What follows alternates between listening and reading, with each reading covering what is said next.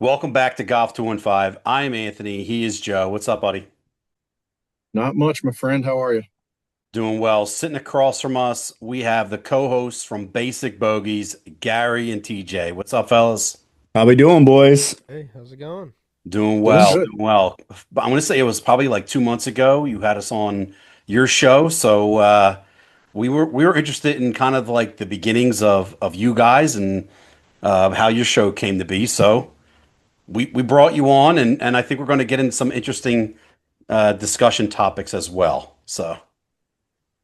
Yeah, So why don't we yeah, just kick it off? I mean, I don't know which one of you want to lead off here, TJ or Gary. You guys decide that. Tell us a little bit about yourself, and then how did Basic Bogeys come to be? yeah. I'm glad we got to do this again because I think you guys were the first episode after Gary had his daughter, and so he missed it. Yep. So I'm glad you guys get to now meet Gary. That's right. But yeah, I mean, we just kind of it started more like just shooting cart cams and tournaments, scrambles, and member guests and stuff like that, and then like it was not supposed to be a podcast originally. It was just like we were shooting stuff, kind of telling stories, talking about recap rounds and stuff. And then it was like, this is almost basically a podcast. Why not just jump in and do it the right way? Yeah, we initially had we did a what was it, a scramble tournament, and we're supposed to have a four-man team, but instead we did it as a two-man team to practice for the member guest at Wanoa Golf Club out in East Syracuse. And yeah, we went and I think we finished like fifth or something. Like we didn't shoot great, but initially I remember TJ was like, I want to get a cart cam and we'll just to like review some footage and whatnot. And we have this little clip that I don't want to say went viral, but like did really well. I was wearing like these ridiculous like melted crayon pants, and TJ's like, we're stressing over like not making a birdie or a par or whatever the hell it was, and he's like, "Would you eat a cherry?" And I'm like, "Are they alcohol cherries?" He's like, "No, it's a cherry." I'm like, "Give me a fucking cherry."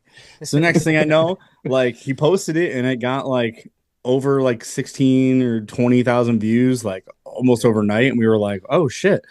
So then, yeah, just one drunken night, we're having a little get together at TJ and Carrie's place, and we're sitting there just shooting the shit. And he's like, we should do something with that. I was like, I know. And he's like, what should we call it? And we're sitting there and we're going back and forth, like, how about Divot Boys or like Dirty something? And I was like, what about Basic Bogeys? And we both kind of were like, okay. So drunken conversation led to this almost, over a year now. So kind of been That's where wild. some of the best ideas come from. Yeah. I'll take that one to the grave. That's where some great ideas come from. So where did you guys go wind up going viral then? Was it on Instagram?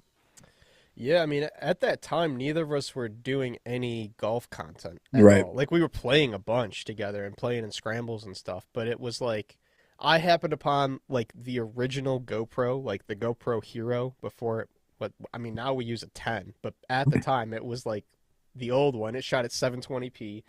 The audio was brutal in the video, Yeah. Sounds but like it we're was talking like into an acorn. Like yeah, this is just like literally that. it was like let's just like I don't even remember how we clipped it up. I don't think I had a real mount yet. But I had at around the same time I had started like filming my swing, not to post it, but I was like working through some things, and it was like, well, we don't need to just film that. Like we can film stuff right in the cart too. And I don't think it was that would have been like the summer a couple years ago, and then we didn't really start Yeah.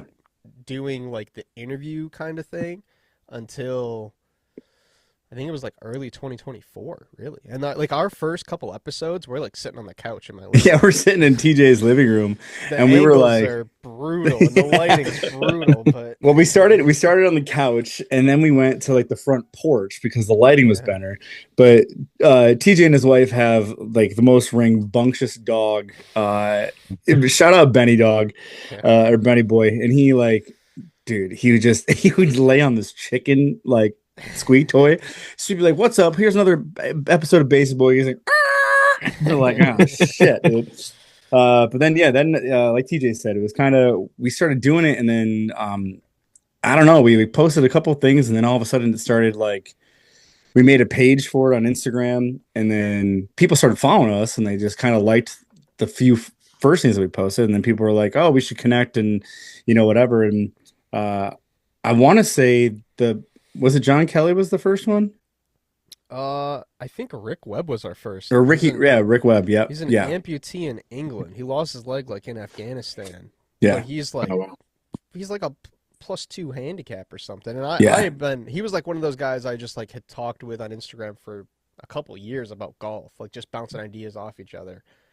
And it was like he was the first guest, and it was just like, oh, this is like this is the key right here, bringing on different guests and kind of rotating through them, not just creators but like brands and stuff like that. Mm-hmm.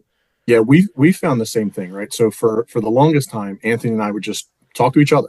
We'd grab up one of our buddies and like, hey, this week we're going to talk about live and what the impact of the PGA is. This week we're going to talk about this weird thing that happened in the tournament that just passed. Like, and that was our format, and it was fine. Like there was nothing wrong with it. But like once we started to get like more consistently have different guests on, not only were we getting better hits, but it's more interesting and it's really cool. Like we get to meet all these different people from all these different aspects. And like, I'm laughing when you said earlier about like, the bit camera and like learning how to do this and learning how to do that.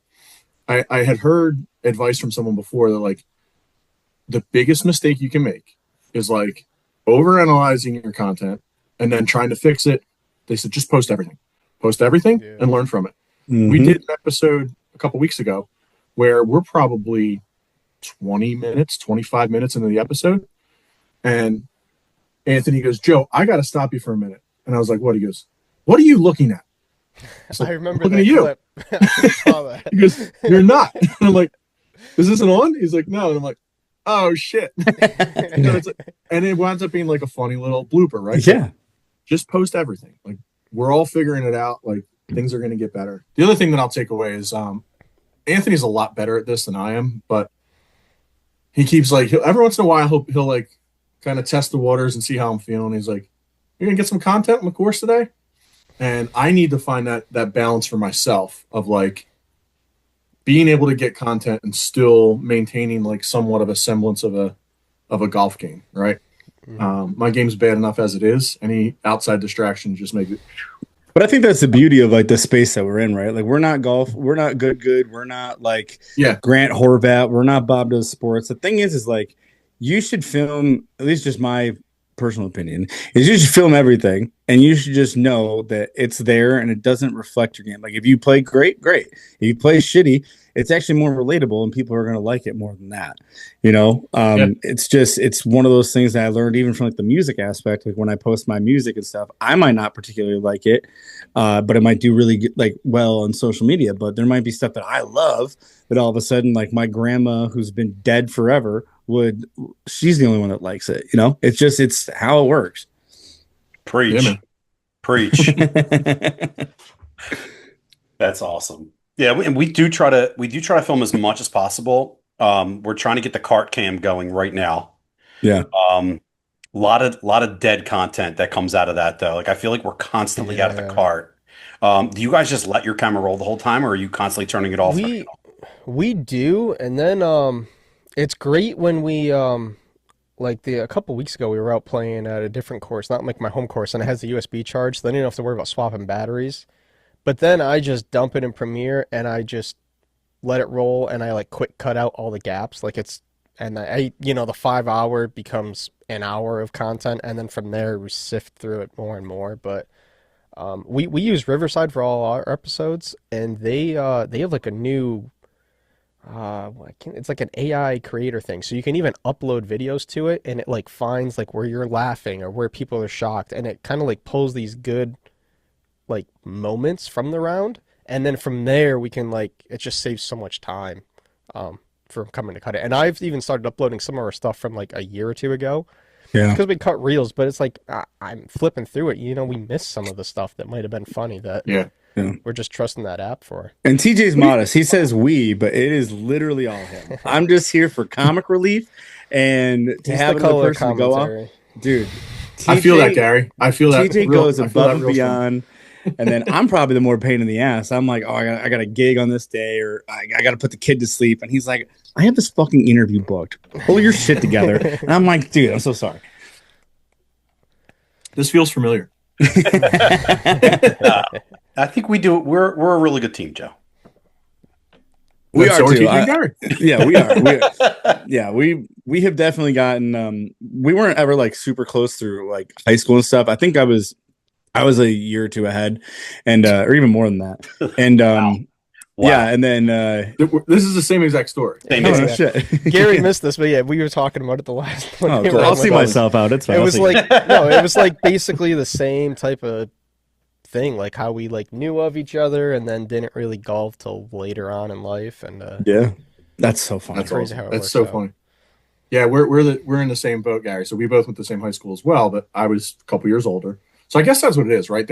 The funny color guy that just shows up and wings it is a few years older, and the organized guy who's always pushing to get things done on time is the younger guy. So yeah, it works. It works. Yeah, I'll take it. Nice. So what kind of episodes or content do you have coming out? If you want to plug some things, or maybe something that you just released. Yeah, we actually had a couple new brand stuff lately. So we're wearing the Trouble Off the Tee hats. So we just partnered with Marty over there as our our little hat brand. And then these new Gary doesn't have this one yet because his is sitting here in the box, but they Tally Tumbler. They actually sponsored the tournament I'm running here in a couple weeks, but I don't know how well you can see it, but there's little Little like numbers dials, on the so side. Yeah. you keep your strokes, your fairways hit, greens and reg, and then if you're having a really bad round, you can flip it around and there's a lost balls, and you can just track your lost balls. But they're nice. That's pretty cool. Tumblers. I mean, they're literally it's spill proof. Like there's If that's literally spill-proof. Oh my god, that fucking clip would have Like, been They're literally spill proof and it dumps out all over. Totally. Tally, I'm totally Tally taking that Tumbler. clip. Tally Tumbler would have dropped our promo code. Dropped everything. Fuck these guys.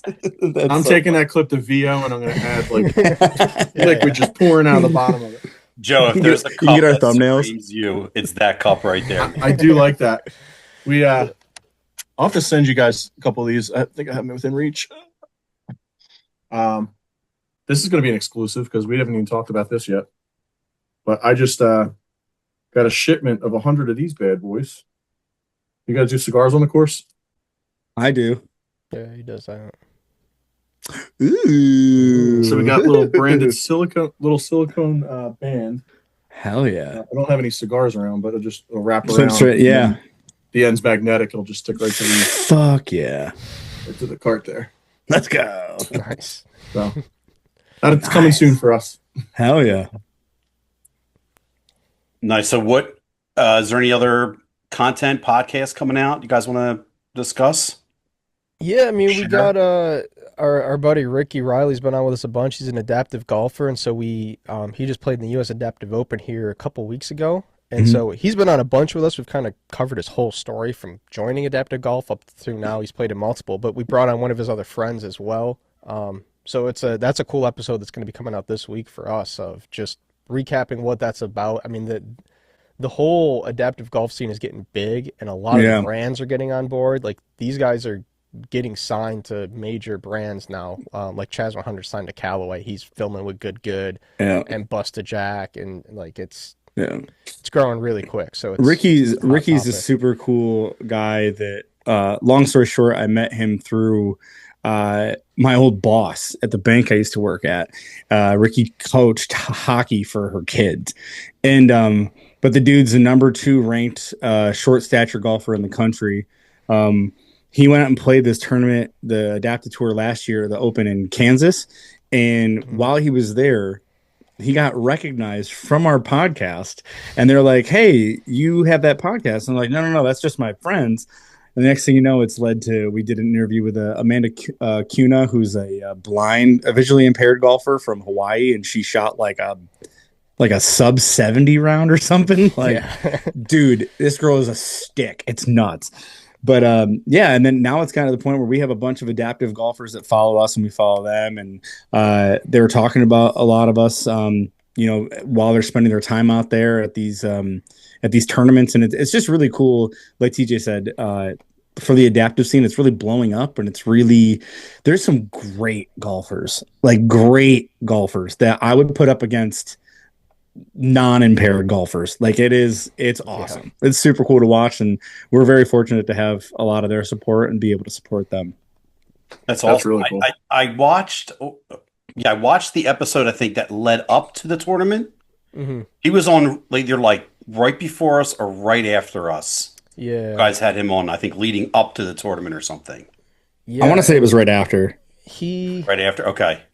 Because I think we had him on early in the year, because he was going to like an event in Florida, and then he went to the qualifier. So even though he played in the Adaptive Open last year, he had to go to a qualifier again, just like maybe it was the US qualifier Open. he was playing. Yeah. I think that's what it was. And he ended up going out there and winning it. I think he posted, was it 2 under or something? He posted 2 under, and he had a 4 One in a putt. playoff. He had a 4 putt on the playoff hole, and he sent his first putt like 60 yards fucking past the hole.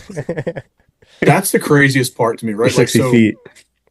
In one aspect, right? So being visually impaired, assuming you have a caddy or someone to kind of get you directed, I feel like everything before the green makes sense. Like, right? Because if we're doing what we're supposed to do, once we're lined up, we have the right club, yardage, and everything, we shouldn't need to see the outcome. But once you get to the green, that's insane. Like, that's the piece that I just can't fathom. Amanda was talking us through it. Like, her dad is her caddy and like person that helps her out, and literally he'll like give her the yardage, tell her which way the wind's blowing, like what clubs she should grab. They kind of talk about it, and then he lines her up, puts like she can kind of see where it is, I think, and then she has like, she doesn't have peripheral. It's like really close, so she can like see the ball. Yeah. But then from there, she hits it, and then she turns and looks at him.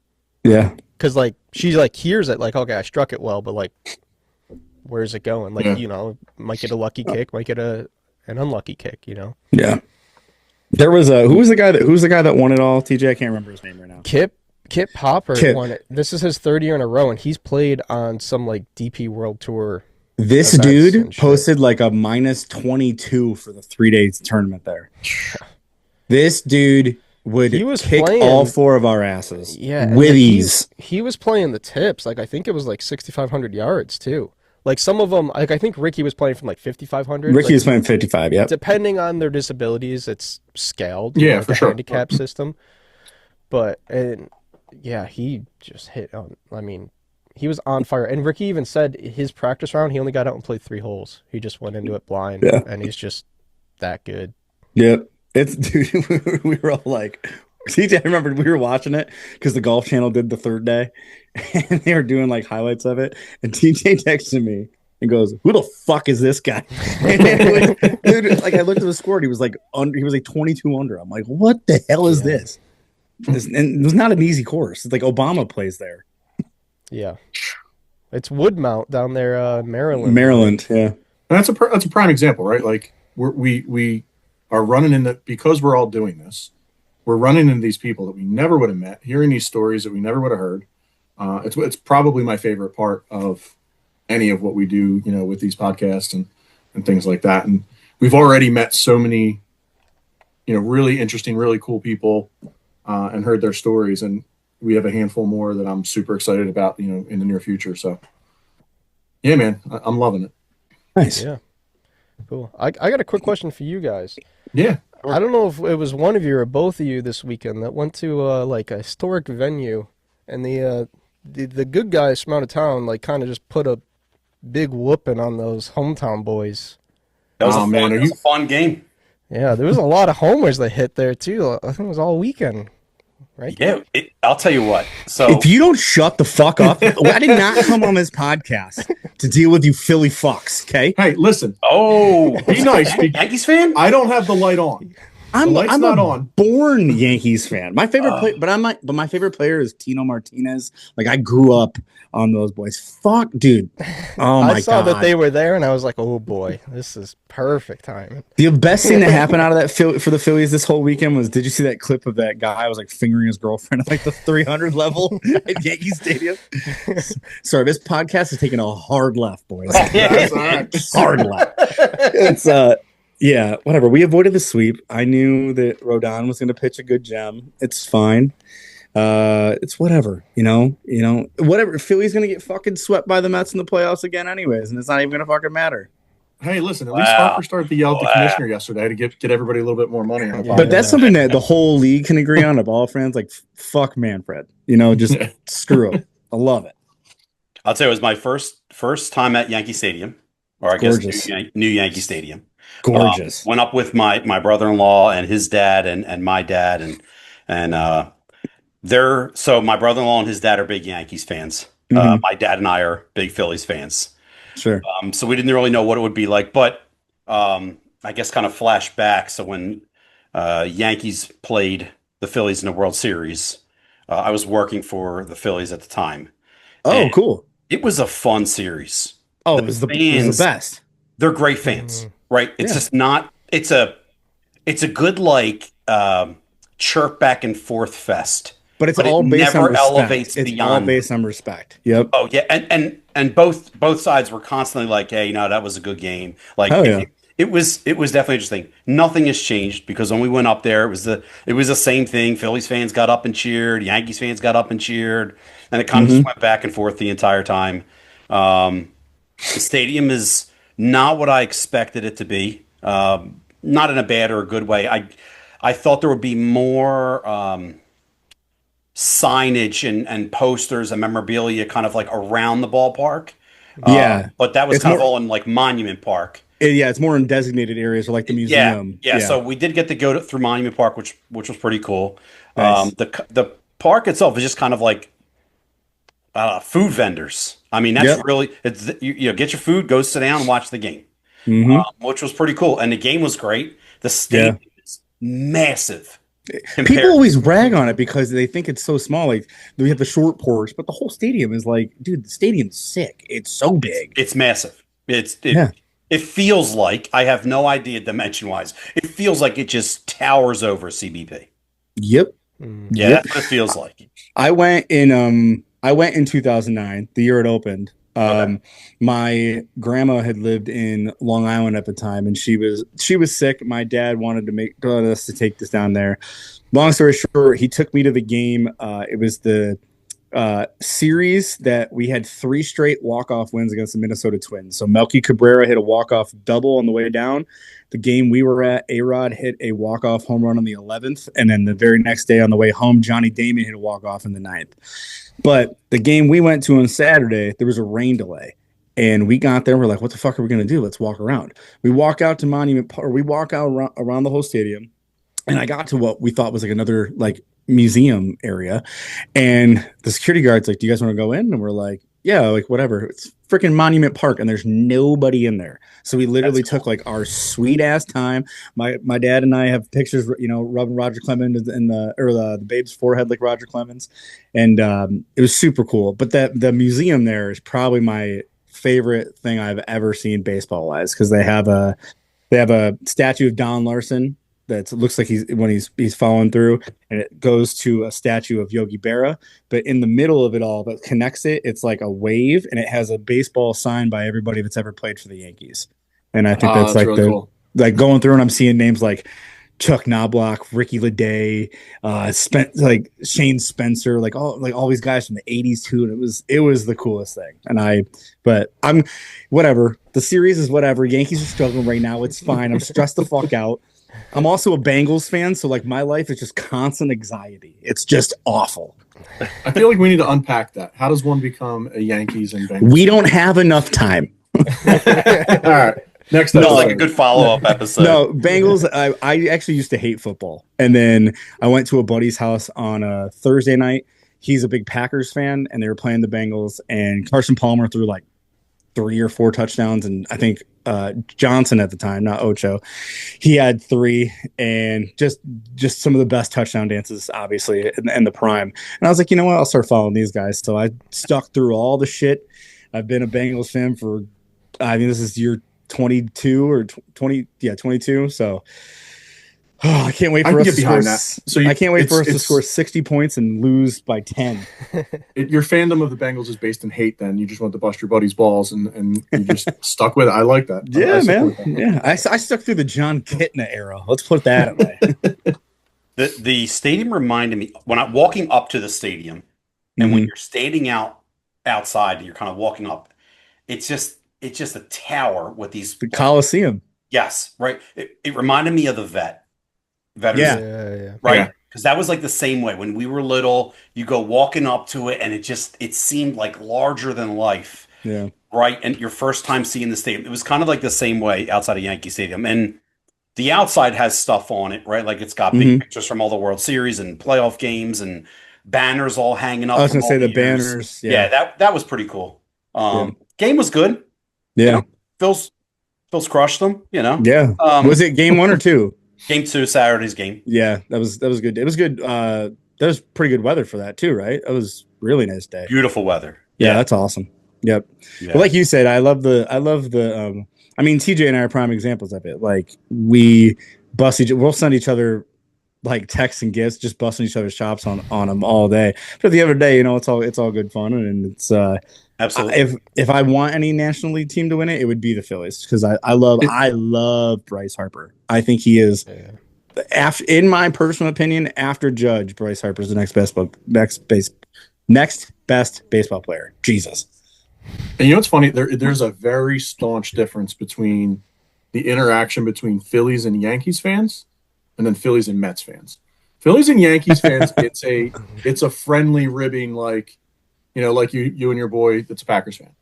Right. Phillies and Mets fans, it's like I need to walk away before I punch this guy in the face. Right. Like it gets dicey. He's the annoying stepbrother that you don't want to acknowledge, but he just wants your attention. That's all he wants. Yeah. See, that's the thing. My dad's a big Mets fan. Yeah. But we've been to a bunch of games, never Mets Phillies. Like it's almost kind of intentional. We've been down to it's a wild scene, I can tell you that. I believe it. Yeah. There may or may not be some YouTube video footage of myself working some Mets Phillies games. Just saying, if anybody has some time to go researching it. I don't think I've seen this footage. I might need to find it. Might have to see it. Yeah, there's some wild games. But all in all, it was a good time. Then we went and checked out Mulberry Street, which was a lot of fun. Nice. Great scene. That's the way to do it. Yeah.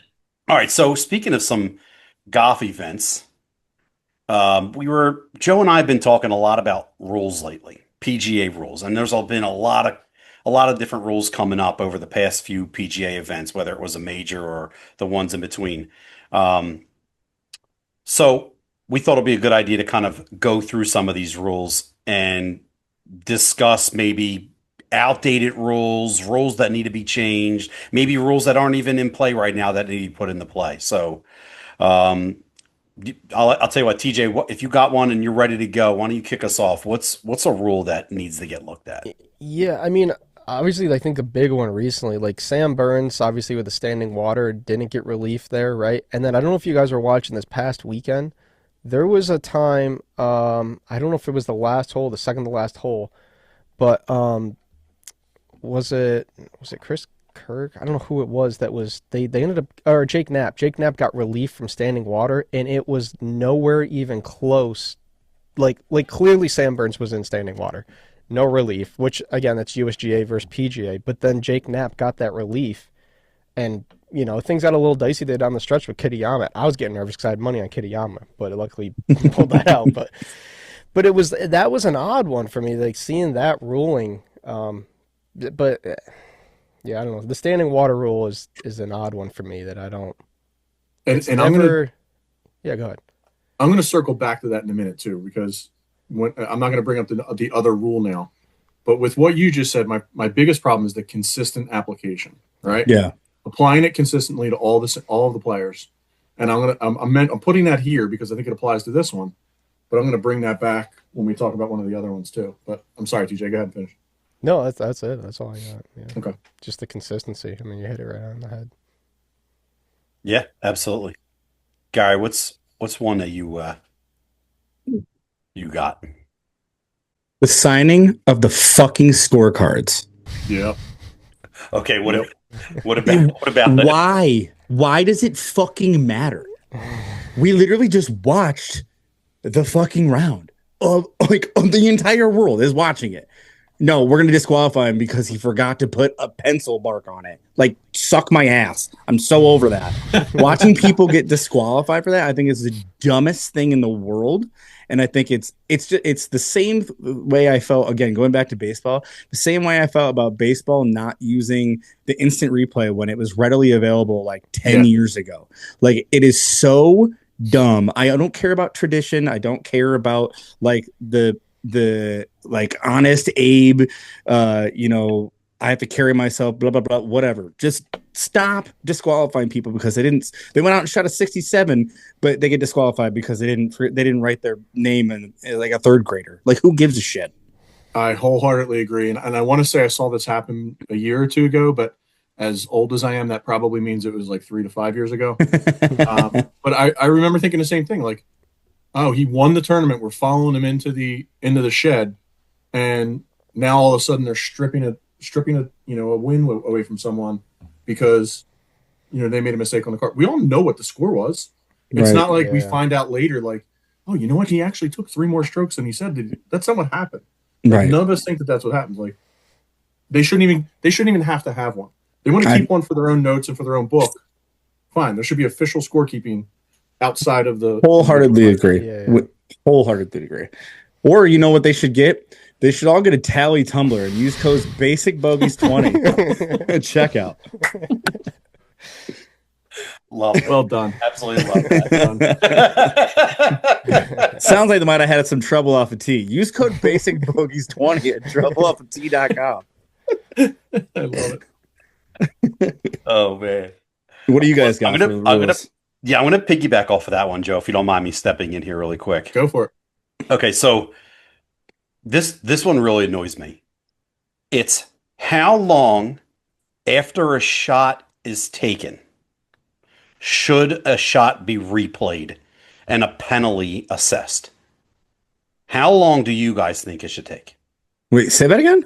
So I guess I'm trying to remember the most recent one. I know there was definitely one in Shane Lowry. Shane Lowry. Yeah, after the round. Yeah. Okay, so he finds out like 3 holes later that there could potentially be a problem with the shot that he took, and he might get assessed a 2-stroke penalty for.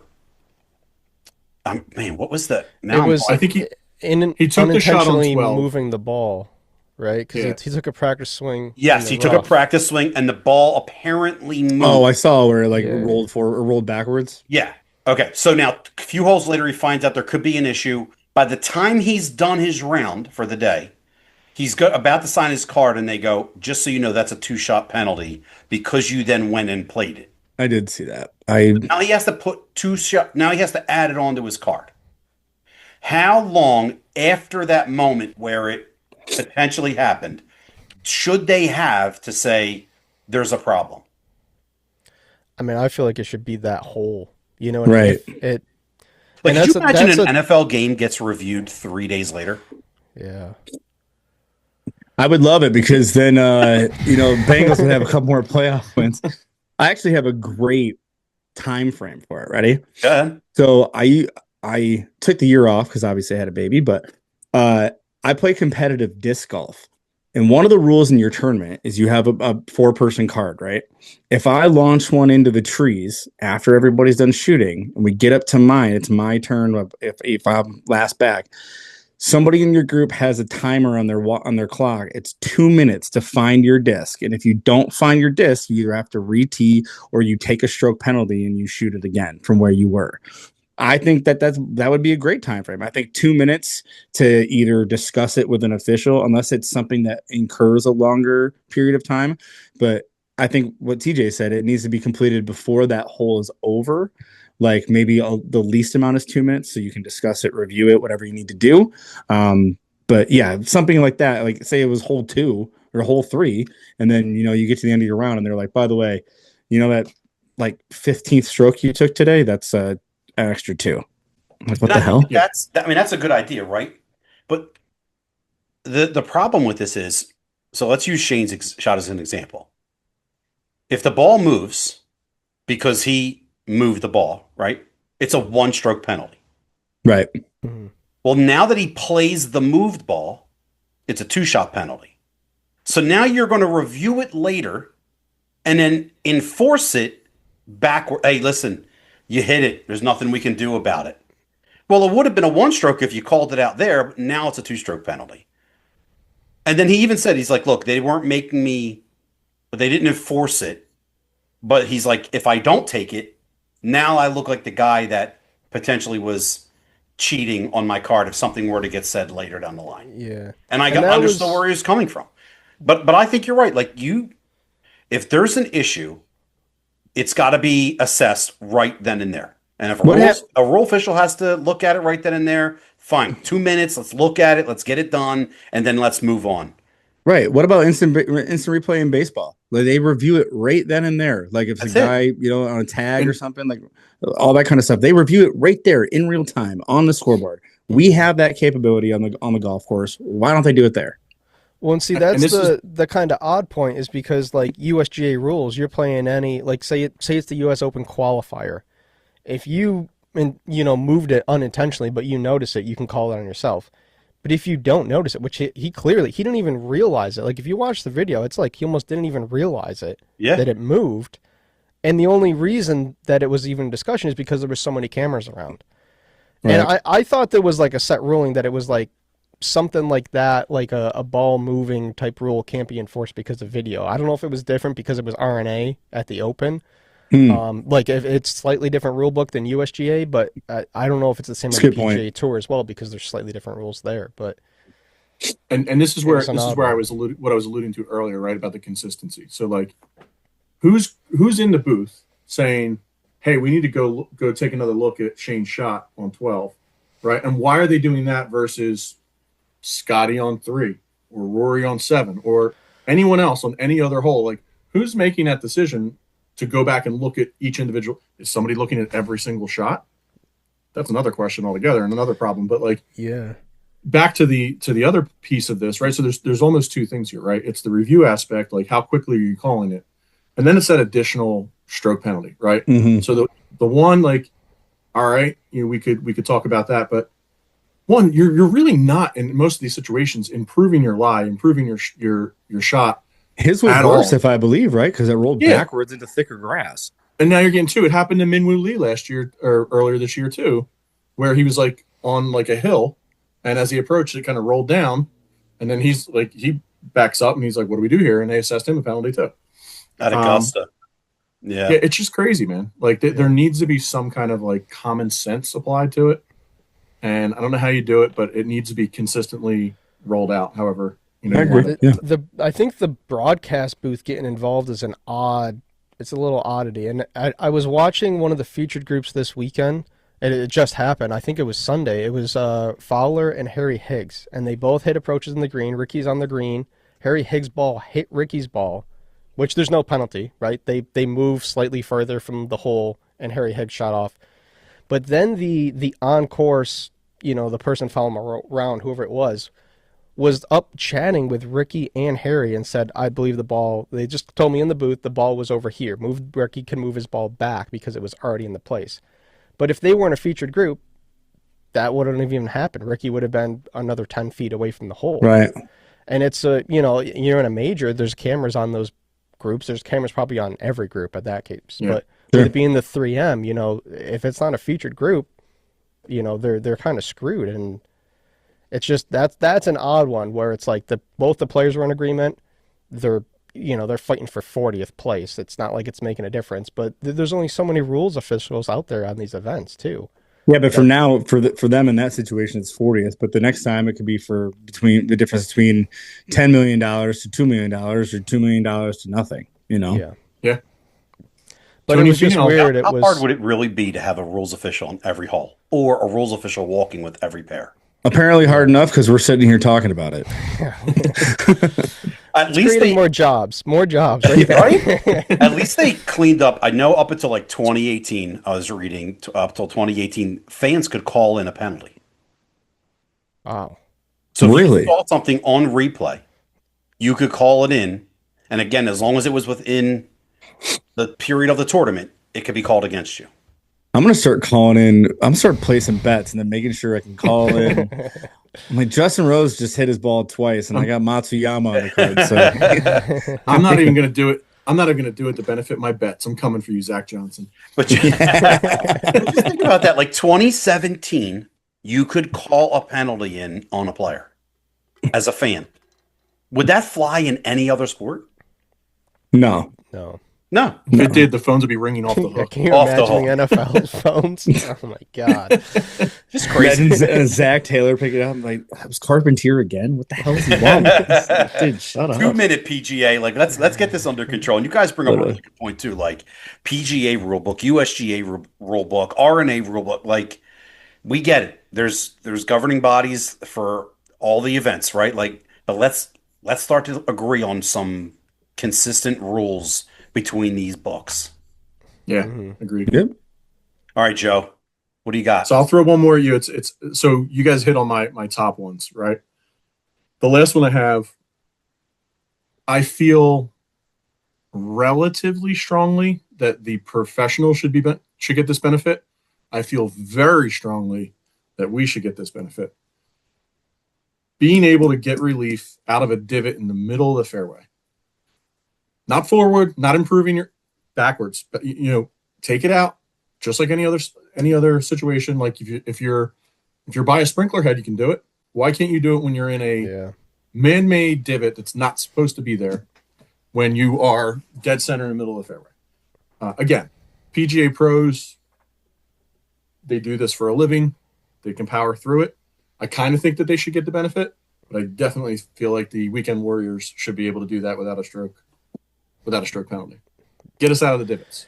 Yeah. I mean it's odd too because it's like I mean obviously they're taking massive divots, but it's like how are they there's not that many shots that they're hitting depending on the conditions, but like obviously they're replacing the divots most of the time, but like are they really taking that big of beaver tails on every shot that there's just huge divots too? Like it happens way more often than I ever would have thought it would for these pros. Yeah. Yep. You know what? They're pros, so they better just deal with it. Hit the ball as it lies. Now, as for us, we should be allowed to roll it back. Yeah. I'm not getting paid to play. No, I played in an amateur qualifier up here, and it was lift clean in place. And when I had a guy on my card, it was phenomenal. And I think he hit his ball in a fairway divot twice, and he just lifted it and moved it back. And there's no penalty for that with that rule. So yeah, why can't it just be implemented the same? So right with you. Nice. Good one, Joe. And then while we're at it, bonus, they should have let Grant take one camera with him to the event. They should Not a have. whole camera, not a whole crew. Just It's let a him big take one swing and camera. a miss there. See, Big I don't agree. I don't think they should allow him to have one at all. Even I'm with behind Gary. the even I'm with behind Gary the on rope this one. like he wanted.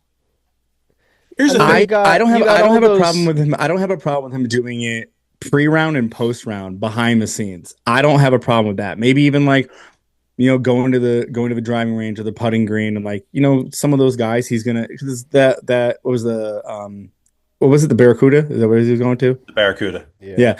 I mean, that's a little bit more laid back. I mean, obviously they're playing, but a lot of those guys have been on his channel before, or the Bryan Bros, right? Like, Yeah. so he knows them. It wouldn't have been weird. But I think you get invited. The tour is finally going, hey, you've got some heat.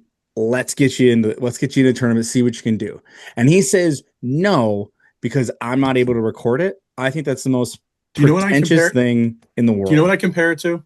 I compare it to Caitlin Clark getting invited to do the 3-point contest at the NBA. Her answer was, I will do it.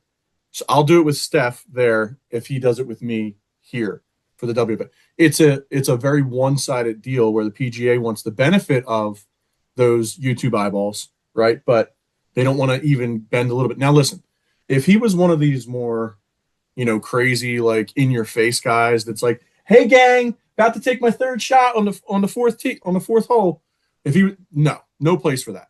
But the subtle, hey, I want one guy behind the rope, just be able to kind of follow me along. Maybe I have a mic on right? Well, that's what he wanted. He wanted a guy. Yeah. He elaborated where he wanted a mic on. He wanted somebody in the cart with it, or like on the course with him walking, and he wanted to go through it the whole full coverage thing. And I kind of look at it from the sense of like a locker room where it's more like a brotherhood, and it's kind of like the things that you don't, not necessarily there's anything that you don't want the public to see, but it's more of like a sanctuary. Like you don't want, like it's closed doors. Like that's because like I earned the spot to be here, and like the people that are here, I don't want to impede on that and just blow it up type of thing.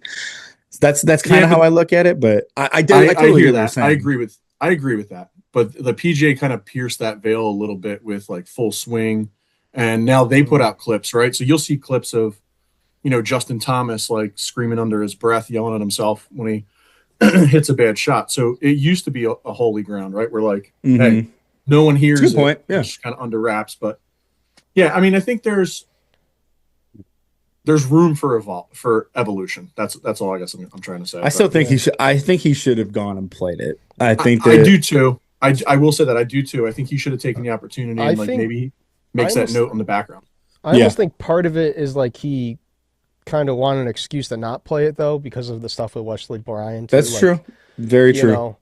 And also like that's a lot of pressure for him, right? Like obviously he's a great golfer, but Micah was always one of my favorite, and when he started playing in some of these other events, he just crumbled under that. Well, pressure. Grant said multiple times on his channel, Phil's channel, like he's not a tournament player. He doesn't like the pressure. The second that there's any pressure, exactly.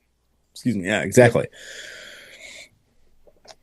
Yeah, but listen, it's all good stuff, right? Because we are making progress. We're getting more people, getting different types of content, getting different views into what's happening behind the scenes. So I think in the end, it's all good stuff. Absolutely.